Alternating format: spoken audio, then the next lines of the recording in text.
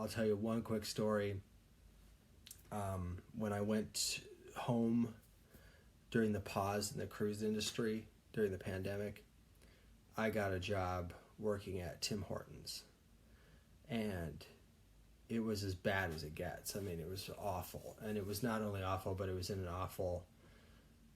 it was a particularly awful location.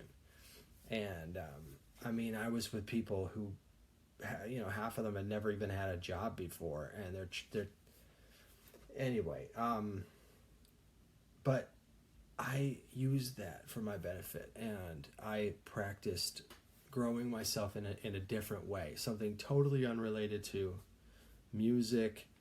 Wasn't particularly creative, that job. It was just straight up discipline, chores and structure and like schedules, and like I started shifts very often at 5 a.m. and that was like, I just like sweat out like all this like laziness that was in me from the last few years. And when the pause was over and I got on one of the first ships that came back into service, I noticed a big difference between myself and the other people who didn't work during the pandemic, who during the pause went home and really honestly just had an extremely extended vacation. They spent like 12 or 14 months like just sort of kicking it.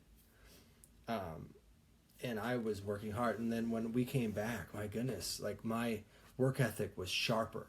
And I got the music stuff back.